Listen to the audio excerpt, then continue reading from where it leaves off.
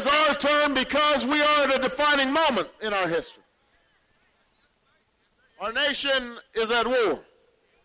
Our planet is in peril. The dream that so many generations fought for, it feels like it's slipping away. You feel it here in Harrisburg. You see it all across Pennsylvania, all across the country. People are working harder and harder just to get by. We just went through the first economic expansion since World War II, where family incomes on average went down $1,000.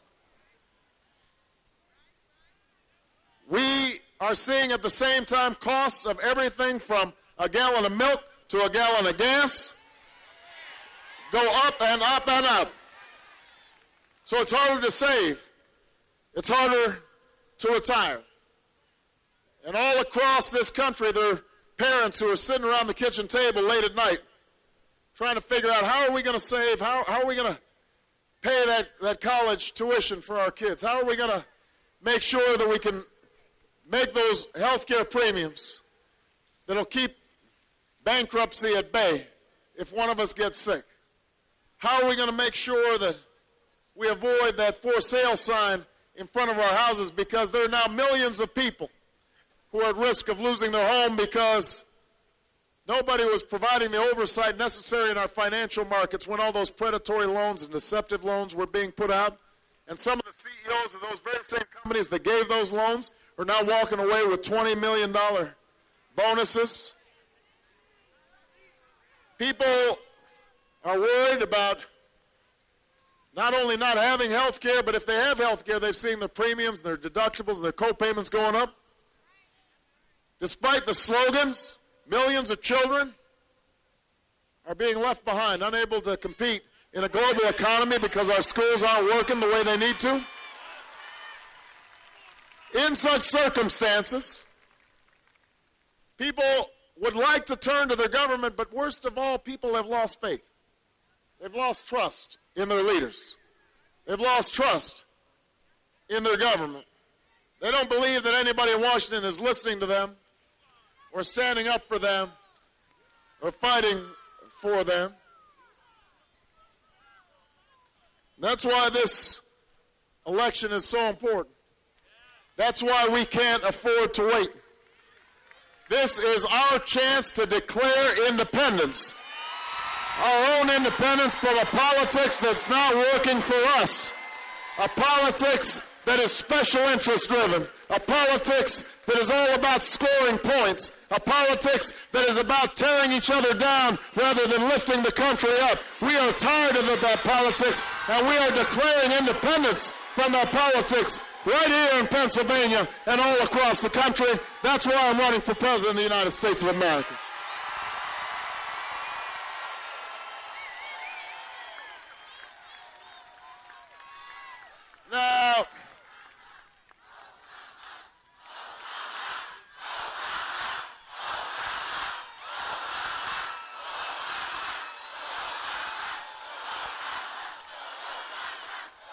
Now let me say this.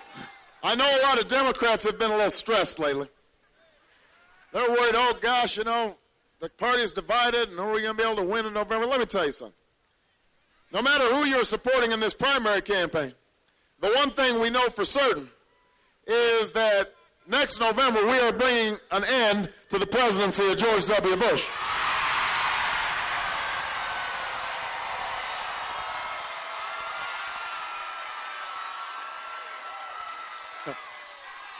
No more Katrina mishaps. No more warrantless wiretaps. No more Scooter Libby justice. That's no more wars that should have never been authorized and should have never been waged.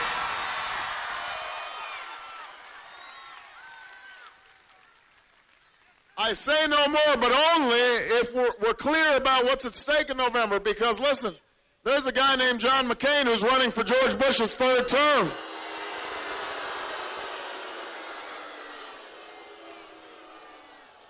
Now, I respect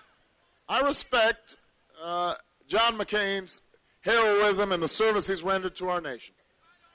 But we have some deep differences about where this nation needs to go.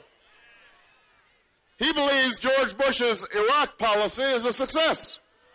He's willing to continue a war with no exit strategy, a war with no end in sight, a war that's sending our troops on their second, their third, their fourth, even their fifth tour of duty. He believes that George Bush's economic policies, I quote from this week, have actually shown great progress. I guess he's not talking to the 8,300 Pennsylvanians who've lost their jobs since the beginning of this year.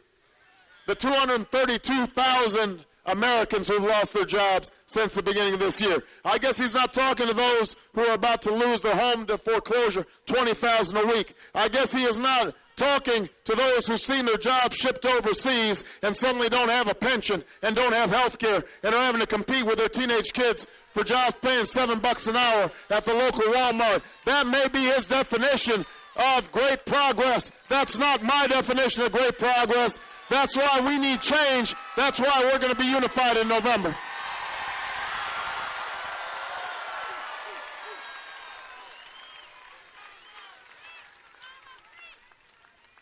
But here is the truth, Harrisburg.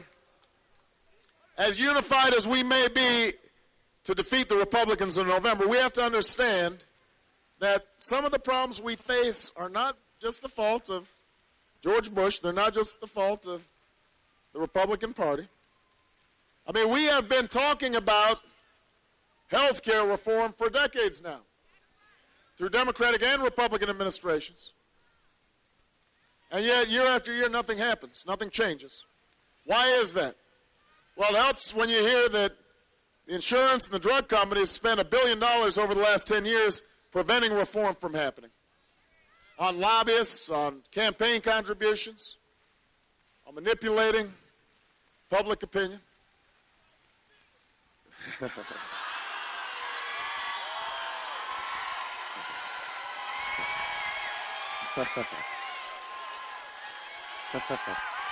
I'm not going to touch that.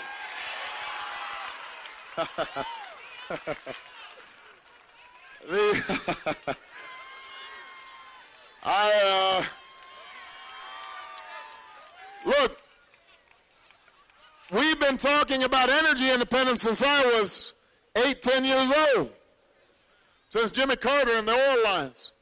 The only thing that's changed since the 70s is oil prices have skyrocketed. ExxonMobil's profits have skyrocketed.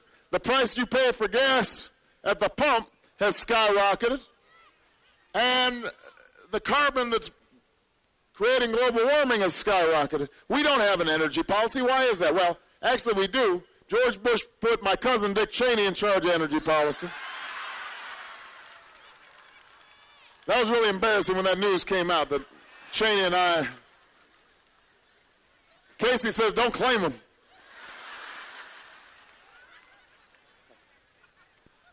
But when Cheney was putting energy policy, he met with the renewable energy groups once, he met with the environmental groups once, he met with the oil and gas companies 40 times.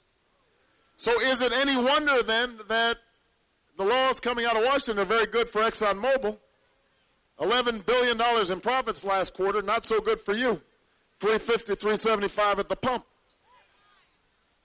So here's what we have to understand, that it's not going to be enough just to change political parties in the White House. We've got to change how politics is done in Washington.